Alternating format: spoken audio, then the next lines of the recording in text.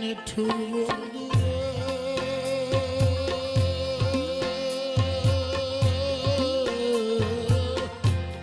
বলেছিলে আমার হবে, বন্দি আছি এই ভেবে সাক্ষী কেউ ছিল না সে সময়। ও ও সাক্ষী শুধু চন্দ্র তারা,